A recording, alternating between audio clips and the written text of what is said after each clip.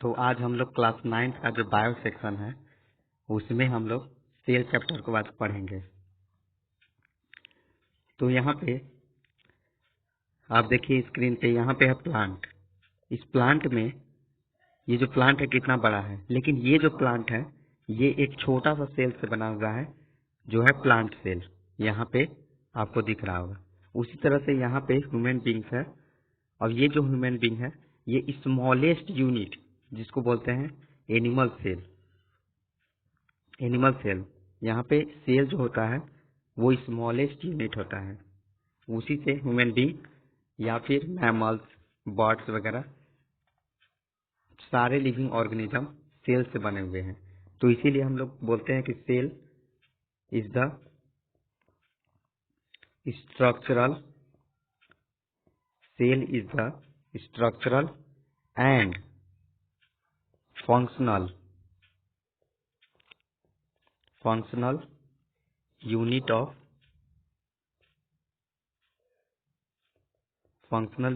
Life.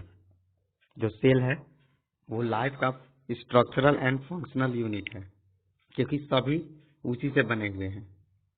एक छोटा सा सेल जो रहता है वो डिवाइड करता है मल्टीपल डिवीजन। तो सेल डिवीजन भी आप लोग पढ़िएगा, जो कि सेल डिवीजन में हम लोग दो तरह के पढ़ेंगे, एक माइटोसिस और एक मियोसिस। तो दो तरह का सेल डिवीजन होता है, और सेल डिवीजन के द्वारा ही सेल का ग्रोथ होता है, ग्रोथ एंड डेवलपमेंट होता है।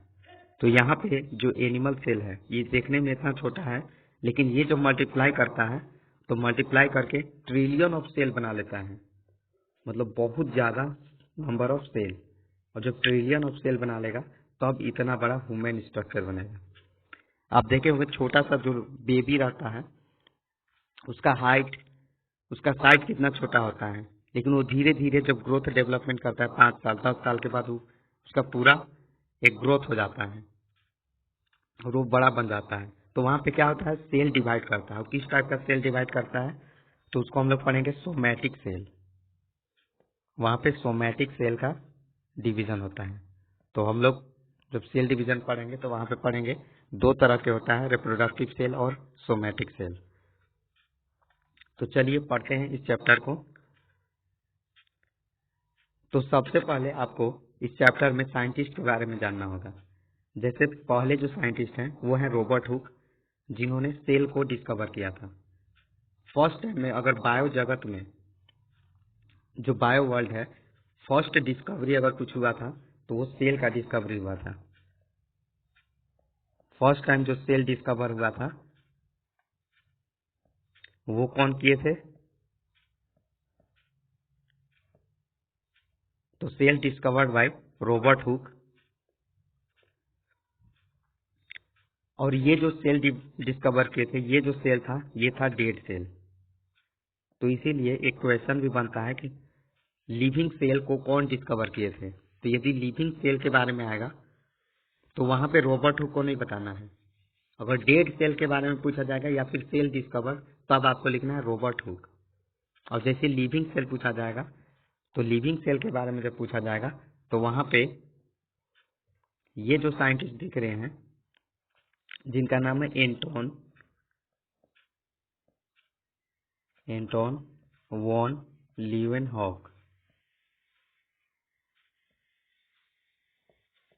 ये जो साइंटिस्ट हैं ये डिस्कवर किए थे लिविंग सेल फर्स्ट टाइम।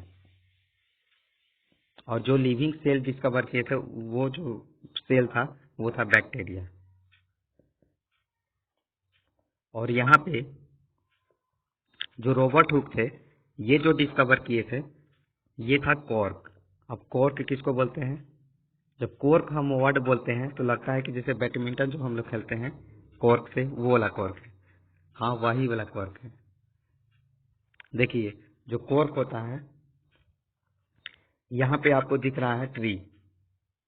इस ट्री में देखिए यहाँ पे ये जो पोर्शन है इसको बोलते हैं बार्क।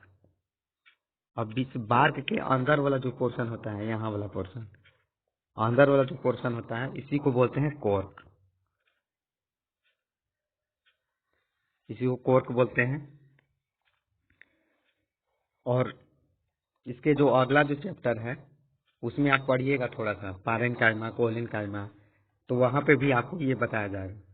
ये कोर्क कैम्बियम कहलाता है। तो यहाँ पे ये जो कोर्क है, यही कोर्क का इस्तेमाल जो बैडमिंटन खेलते हैं कोर्क उसमें किया जाता है। जैसे यहाँ पे देखिए, ये जो है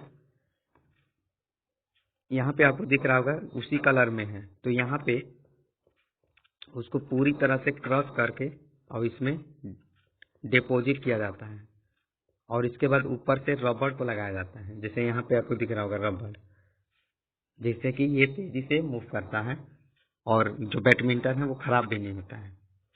तो यही वाला कोर्क वहां पे भी है, कोर्क कैम्बियम। तो देखिए कोर्क, ये जो कोर्क है comes from the bark of the tree. तो इसी कोर्क का छोटा सा पार्ट लिए थे और उसको जब अपना माइक्रोस्कोप में देखे, इनके पास जो माइक्रोस्कोप था वो था प्रिमिटिव माइक्रोस्कोप, बहुत ओल्ड जमाना वाला। अभी देखेंगे इनका माइक्रोस्कोप। तो प्रिमिटिव माइक्रोस्कोप था जिससे ये डिस्कवर किए थे। और जब ये प्रिमिटिव माइक्रोस्कोप के द्वारा जब इसको देखे तो उनको इस तरह तक हनी कॉम के छाता जैसा इनको दिखा था। इस तरह से सेल इस तरह से इनको दिखा था और ये एक घर का कंपार्टमेंट जैसा दिख रहा है। तो इसको इन्होंने लिटिल कंपार्टमेंट का भी नाम दिया था, लिटिल कंपार्टमेंट। और ये कैसा दिख रहा था, हनी कॉम के जैसा, Honey com like structure, Honey com. तो इनके बारे में क्या क्या आपको याद रखना है। रॉबर्ट हुक जो थे वो डेड सेल डिस्कवर किए थे। फर्स्ट टाइम जो सेल डिस्कवर करने वाले जो व्यक्ति थे वो रॉबर्ट हुक थे। ये अपना प्रिमिटिव माइक्रोस्कोप के हेल्प से इसको डिस्कवर किए थे। तो जब ये सेल को देखे थे, जो कॉर्क जो था बार्क ऑफ ट्री से लाया गया था, तो उसको जब देखे तो वो हनी कम लाइक स्ट्रक्चर दिख रहा था, जिसको इन्होंने लिटिल कंपार्टमेंट नाम दिया और बाद में इसका नाम सेल पड़ा। तो आपको इतना ही है याद रखना है इसमें। इसके बाद इनके बारे में जानना है। हाँ, एक और चीज इनके बारे में जानना है। रॉबर्ट हुक जो थे वो किस ईयर में इसको डिस्कवर किए थे, क्योंकि ये इम्पोर्टेंट है। तो इनका जो ईयर था वो था 1665, 1665 में। तो 1665 में ये सेल को डिस्कवर किए थे। ये जो ईयर है, ये ईयर बहुत ही ज्यादा ही इम्पोर्टेंट है, सवाल में डायरेक्ट पूछा जाता है। अब यहाँ पे देखेंगे एंटोन वॉन लीeuwenhoek को। तो ये फर्स्ट टाइम लिविंग सेल को डिस्कवर किए थे और जो लिविंग सेल था वो था बैक्टीरिया। और ये बैक्टीरिया पे बहुत ज्यादा डिस्कवर किए, तो इसीलिए इनको फादर ऑफ बैक्टीरियोलॉजी भी बोलते हैं। और बैक्टीरियोलॉजी के जगह पे ही इनको माइक्रोबायोलॉजी, जिसमें बैक्टीरिया का स्टडी करते हैं, माइक्रोबायोलॉजी भी कहते हैं, फादर ऑफ माइक्रोबायोलॉजी। और इनके पास जो माइक्रोस्कोप था थोड़ा सा इम्प्रूव था, ये ज्यादा डिटेल में देख सकते थे। तो इनके पास जो माइक्रोस्कोप था उसको बोलते हैं इम्प्रूव्ड माइक्रोस्कोप, इम्प्रूव माइक्रोस्कोप, क्योंकि इनका अच्छा माइक्रोस्कोप था। अभी देखेंगे इनका माइक्रोस्कोप, चलिए देख लेते हैं। यहाँ पे देखिए इनका जो ये माइक्रोस्कोप है, ये देखिए ये जो है रॉबर्ट हुक का माइक्रोस्कोप है,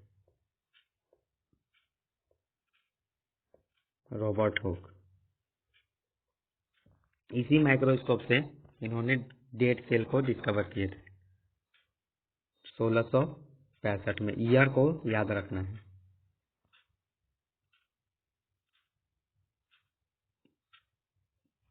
इसके बाद यहाँ पे आपको दिख रहा होगा, ये देखिए ये है एंटोन वॉन लीeuwenhoek का, ये वाला, ये है एंटोन वॉन लीeuwenhoek।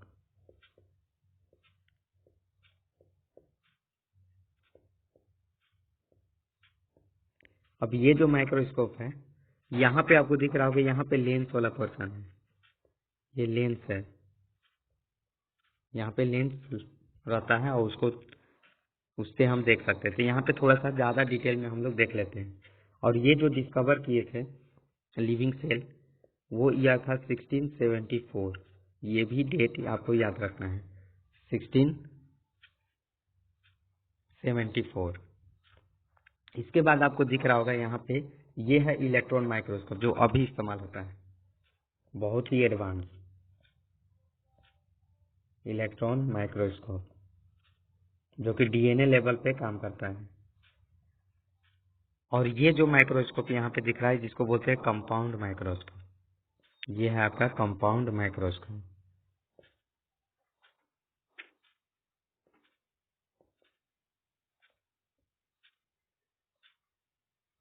ये है कंपाउंड माइक्रोस्कोप, और इसमें भी हम लोग डिटेल से देख लेते हैं। यहाँ पे देखिए, यहाँ पे अलग अलग तरह का देखने का रेंज है, जैसे यहाँ पे 10x 5x। तो आप लोग लैब में भी, स्कूल में भी आप लोग देखे होंगे और यूज भी शायद किए होंगे, क्योंकि हम लोग नवोदय में थे तो यूज करते थे। और यहाँ पे है बाइनोकुलर, यहाँ पे एक आंख से आप देख सकते हैं, और एक में यहाँ पे लगाकर आप डायरेक्ट स्क्रीन पे देख सकते हैं। तो यहाँ पे ये चीज हम लोग सीख गए कि जो फर्स्ट लिविंग सेल डिस्कवर किया गया था वो एंटोन वॉन लीeuwenhoek के द्वारा किया गया था। और जो फर्स्ट लिविंग सेल था वो था बैक्टीरिया। फादर ऑफ बैक्टीरियोलॉजी या माइक्रोबायोलॉजी किनको कहा जाता है? एंटोन वॉन लीeuwenhoek को। और इनके पास जो माइक्रोस्कोप था वो इम्प्रूव्ड माइक्रोस्कोप था। यहाँ तक क्लियर है? इसके बाद ये जो साइंटिस्ट आपको नजर आ रहे होंगे, इनका भी कुछ रोल था। इनका नाम है रॉबर्ट ब्राउन। रॉबर्ट ब्राउन, इनका ईयर भी इम्पोर्टेंट है। 1831 में इन्होंने डिस्कवरी ऑफ न्यूक्लियस, जो न्यूक्लियस होता है उसका डिस्कवरी किए थे।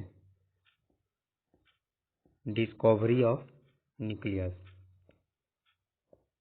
तो न्यूक्लियस का डिस्कवरी कौन किए थे? Robert brown.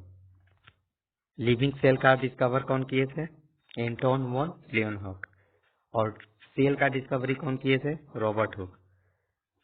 तो सेल का डिस्कवरी कितना में किए थे? 1665 में। कौन? Robert Hooke. और लिविंग सेल का कब किया गया था? 1674 में। तो ये आपको याद रखना है। और discovery of nucleus Robert brown के द्वारा किया गया था 1831 में। इसके बाद यहाँ पे एक और साइंटिस्ट है जिनका नाम है पुरकिंजे।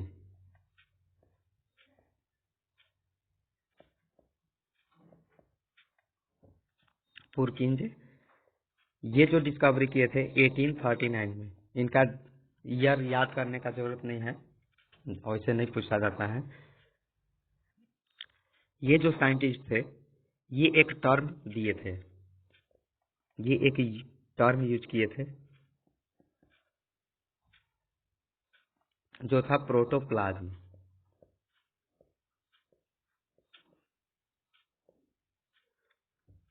जो सेल होता है, सेल में जो लिविंग कंटेंट होता है, जो जिंदा वाला कंटेंट होता है, वो होता है प्रोटोप्लाज्म, जिसको हम लोग आत्मा भी बोल सकते हैं।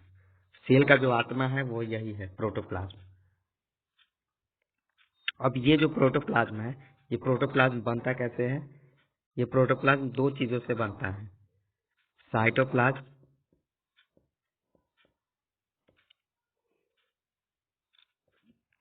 साइटोप्लाज्म और न्यूक्लियस। तो साइटोप्लाज्म और न्यूक्लियस जो होता है, इसी से बनता है प्रोटोप्लाज्म। और इसको जब देखेंगे ध्यान से, तो ये पूरी तरह से फ्लूइड पार्ट वाला नजर आएगा, क्योंकि जो साइटोप्लाज्म है वो क्या है? इसमें केवल फ्लूइड भरा हुआ रहता है, fluid part of the cell, ये होता है साइटोप्लाज्म। और इसमें सेल ऑर्गेनेल पाया जाता है।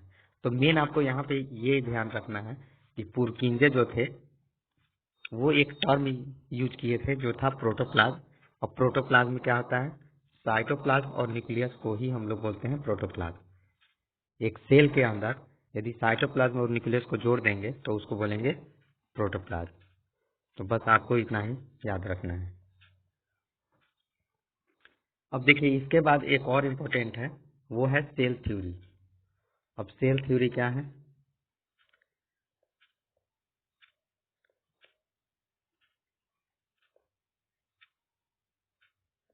ये भी इम्पोर्टेंट है। तो सेल थ्योरी में कहा जाता है कि जो भी लिविंग ऑर्गेनिज्म है, ऑल लिविंग ऑर्गेनिज्म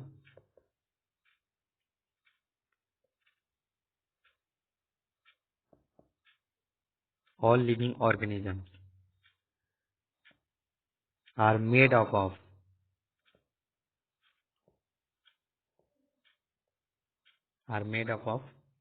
cells। तो जितने भी पृथ्वी पे लिविंग ऑर्गेनिज्म हैं वो सभी के सभी सेल से ही बने हुए हैं। और जो दूसरा थ्योरी था वो सबसे ज्यादा इंपॉर्टेंट है, ऑल सेल्स एराइज फ्रॉम, सारे जो सेल्स थे वो कहाँ से आए हैं, फ्रॉम प्री एग्जिस्टिंग, जो पहले से मौजूद थे, प्री एग्जिस्टिंग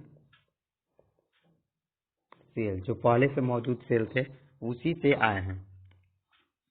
तो ये जो सेल थ्योरी है इसमें यही दो चीज दिया गया था कि जितने भी लिविंग ऑर्गेनिज्म हैं वो किससे बने हुए हैं, सेल से बने हुए हैं। दूसरा ये कि जितने भी सेल है वो कहाँ से आए हैं, प्री एग्जिस्टिंग सेल, जो पहले से सेल मौजूद है उसी से सेल डिवीजन करके या फिर रिप्रोडक्शन करके वो आए हैं। जो पहला जो है all living organism are made up of cell, इसको दो साइंटिस्ट मिलकर दिए थे। एक का नाम था स्लाइडे और एक का नाम था स्वान। इसका ईयर भी दिया हुआ है लेकिन ईयर इतना इम्पोर्टेंट नहीं है। तो आपको बस इतना याद रखना है, स्लाइडन और स्वान जो थे साइंटिस्ट वो सेल थ्योरी में इनका भी पार्टिसिपेंट था। और ये जो थ्योरी दिए थे all living organism are made up of cells. Second जो है all cell arise from pre existing cell, इसको जो दिए थे उनका नाम था विर्चो साइंटिस्ट। और ये बहुत इंपॉर्टेंट है सेकेंड वाला, कि सारे सेल प्री एग्जिस्टिंग सेल। क्यों इंपॉर्टेंट है, क्योंकि कहा जाता है कि हम लोग भगवान से आए हैं। तो भगवान से ऐसा कुछ नहीं है, हम लोग सेल से ही आए हुए हैं, छोटा सा जो सेल था। लेकिन फर्स्ट टाइम में कौन सा सेल होगा, तो स्टार्टिंग टाइम में कौन सा सेल वो भी कंट्रोवर्सी है, लेकिन सेल फॉर्मेशन हो गया है, मतलब एक्सपेरिमेंटल। तो ये कंफर्म है कि प्री एग्जिस्टिंग सेल से ही सारे सेल आए हैं, A to Z।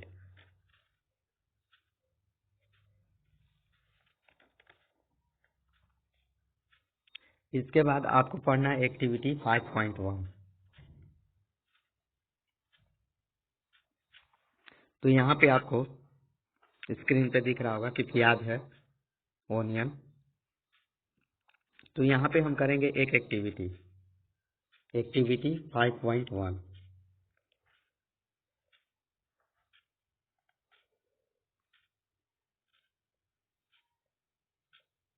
एक्टिविटी 5.1। अब 5.1 में क्या था कि जो लिविंग ऑर्गेनिज्म है वो किस चीज से बना हुआ है,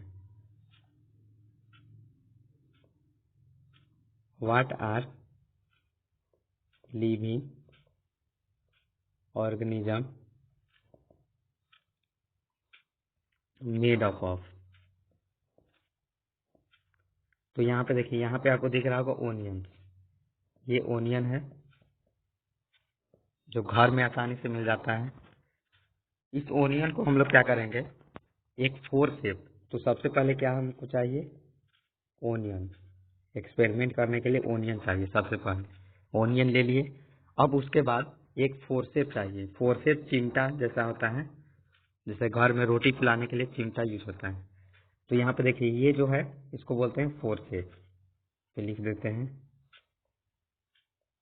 फोर्सेप। अब इस फोर्सेप के मदद से जो ओनियन के ऊपर वाला जो पोर्शन होता है जिसको बोलते हैं एपिडर्मिस, इसको हम लोग निकाल लेंगे। तो हमें सबसे पहले ओनियन चाहिए, दूसरा चाहिए फोर्सेप, और जो थर्ड जो चाहिए वो हम लोग को चाहिए एपिडर्मिस लेयर, एपिडर्मिस। इसके बाद हम लोग क्या करेंगे कि जैसे ही एपिडर्मिस मिलेगा उसको हम लोग सबसे पहले वाटर में डालेंगे। यहाँ पे इस वाटर में डाल देंगे, मान लीजिए ये 1, ये 2, ये 3। तो सबसे पहले वाटर में डालेंगे। ये जो 2 वाला जो है इसको बोलते हैं सैफरानीन, इसको डाई करने के लिए इस्तेमाल होता है, इससे अच्छा दिखता है, क्लियर भी मिलता है। तो सैफरानीन में अब जैसे इसमें धोएंगे एपिडर्मिस को, इसके बाद इसमें सेकेंड वाला में डालेंगे, इसमें सैफरानीन लग जाएगा, और इसके बाद कुछ एक्स्ट्रा अगर कलर लग गया है तो फिर इसको वाटर में डाल देंगे। तो फर्स्ट में भी वाटर है और थर्ड में भी वाटर ही है। अब यहाँ पे जैसे ही वाटर में धुल जाएगा तो यहाँ पे आप देखेंगे कि यहाँ पे वाटर में धोया जा रहा है, फिर इसमें डालकर फिर यहाँ पे एक्स्ट्रा कलर को हटाया जा रहा है। इसके बाद हम लेंगे एक स्लाइड और स्लाइड पे इसको रख देंगे। अब जैसे ही यहाँ पे स्लाइड दिख रहा होगा इसको रखेंगे, इसके ऊपर हम लोग डालते हैं थोड़ा सा ग्लिसरीन, अगर हमको स्लाइड बनाना है तो, क्योंकि यहाँ पे हम लोग स्लाइड ही बना रहे हैं। इस एक्टिविटी में जनरली स्लाइड के बारे में ही है। अब यहाँ पे जैसी हो जाएगा इसके बाद हम लोग देखेंगे माइक्रोस्कोप से। तो जब हम लोग माइक्रोस्कोप से देखेंगे तो आपको यहाँ पे देखिए, इसको हम जूम कर रहे हैं अभी। तो देखिए जब इसको हम लोग माइक्रोस्कोप से देखेंगे तो देखिए यहाँ पे एक कंपार्टमेंट जैसा आपको नजर आ रहा होगा, देखिए, और यहाँ पे एक डॉट टाइप से है, ये है न्यूक्लियस, और ऐसा हर जगह आपको नजर आ रहा होगा। यहाँ पे देखिए, यहाँ पे न्यूक्लियस है, फिर यहाँ पे न्यूक्लियस है, यहाँ पे है। तो ये अलग अलग कंपार्टमेंट है, और ये जो है वो सेल वाल और सेल मेम्ब्रेन यहाँ पे है आउटर मोस्ट में, यहाँ पे है न्यूक्लियस,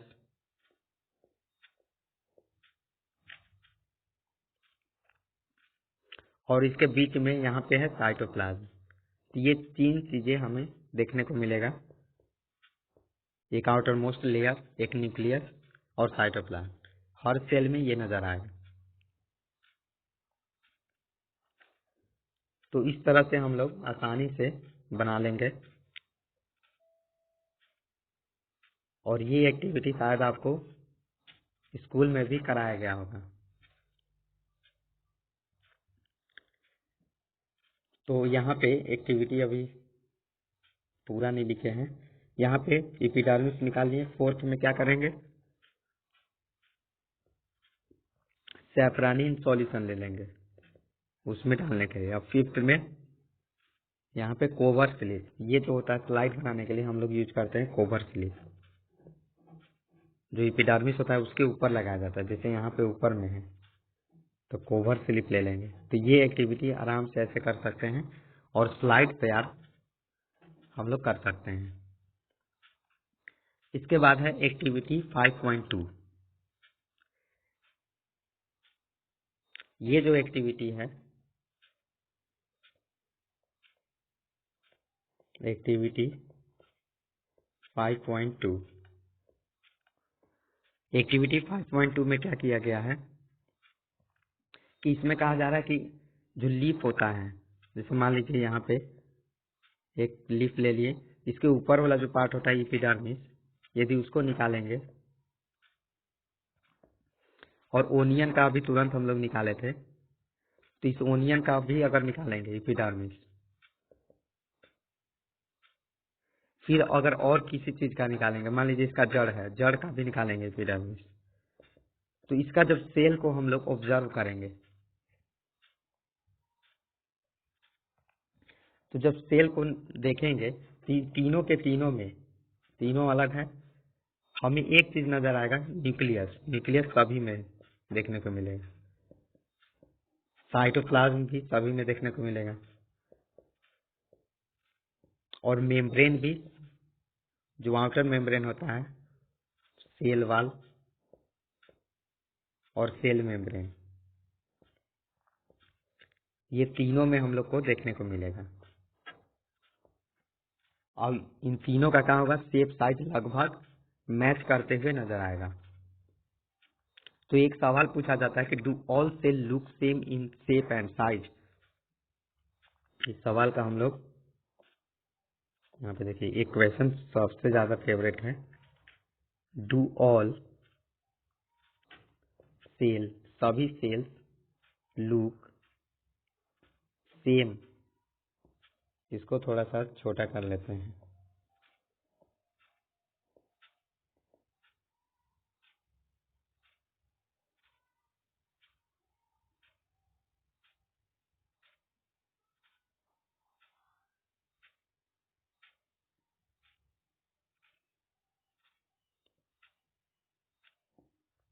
तो देखिए यहाँ पे क्वेश्चन है कि do all cells look same in the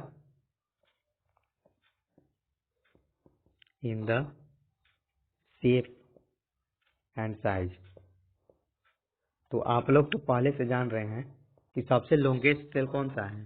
चलिए उसी को डिस्कस कर लेते हैं। सबसे लॉन्गेस्ट सेल, यहाँ से वो क्लियर हो जाएगा। तो सबसे लॉन्गेस्ट सेल कौन सा होता है, नर्व सेल। यहाँ पे आपको दिख रहा है नर्व सेल, इसको न्यूरॉन भी बोलते हैं, नर्व फाइबर भी बोलते हैं। तो नर्व सेल सबसे लॉन्गेस्ट होता है, लॉन्गेस्ट सेल। सबसे लार्जेस्ट जो होता है, यहाँ पे देख होगा ओस्ट्रिच, ओस्ट्रिच एक जो सबसे लार्जेस्ट है, या बिगेस्ट, बिगेस्ट बोल सकते हैं या फिर लार्जेस्ट बोल सकते हैं। तो देखिए यहाँ पे क्या हो रहा है, शेप साइज बदल रहा है। यहाँ पे देखिए निमोनिया जो माइकोप्लाज्मा होता है, ये सबसे स्मॉलेस्ट होता है, स्मॉलेस्ट सेल। तो यहाँ पे क्या हो रहा है कि सभी तीनों में तीनों में यहाँ पे सेल ही है, लेकिन सब अलग अलग है, सबका साइज शेप बदल रहा है। इसका मतलब आपको आंसर मिल गया।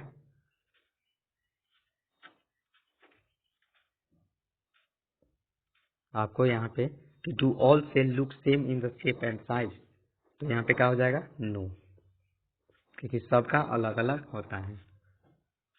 तो शेप और साइज किस पे डिपेंड करता है, तो यहाँ पे लिख सकते हैं कि shape and size depends upon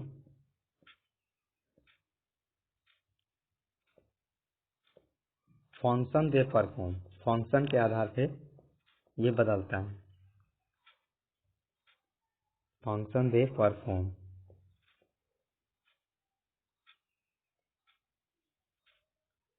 तो फंक्शन के आधार पे शेप और साइज बदलता है। ये समझ में आ गया, ये भी आपको समझ में आ गया। अब यहाँ पे है लास्ट टॉपिक है, उसके बाद इंड कर देंगे। तो यहाँ पे देखिए, ये जो है सेल,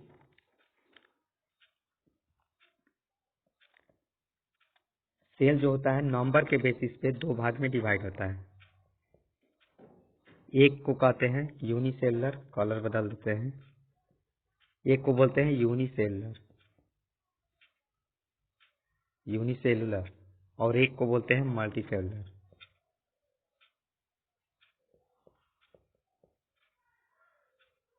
यूनिसेलुलर, मल्टीसेलुलर। यूनिसेलुलर का बस आपको एग्जांपल याद रखना है। इधर वाला जितना भी है, देखिए यूनिसेलुलर में क्लाइमाइडोमोनास, ये यूनिसेलुलर है। यहाँ पे है अमीबा, अमीबा भी यूनिसेलुलर है। यहाँ पे है पारामीशियम, ये भी पारामीशियम, ये भी यूनिसेलुलर है। यहाँ पे आपको दिख रहा होगा, ये है बैक्टीरिया। तो बैक्टीरिया क्या है, ये भी यूनिसेलुलर है। तो इधर वाला सब यूनिसेलुलर था। और मल्टीसेलुलर कौन है, प्लांट, एनिमल्स। मल्टीसेलुलर का मतलब जो एक सेल से ज्यादा सेल से है, मतलब कि मोर देन वन सेल से बना हुआ है, उसको बोलेंगे मल्टीसेलुलर। और जो एक सेल से है वो बोलेंगे यूनिसेलुलर। यूनि का मतलब होता है एक, और मल्टी का मतलब होता है मोर देन वन। तो प्लांट, एनिमल, ये सब आपका मल्टी सेलुलर है। तो आज बस इतना ही पढ़ेंगे, और यदि इसमें कोई डाउट होगा तो आप व्हाट्सएप पे इजीली पूछ सकते हैं, और आज आपका क्लास भी चलेगा।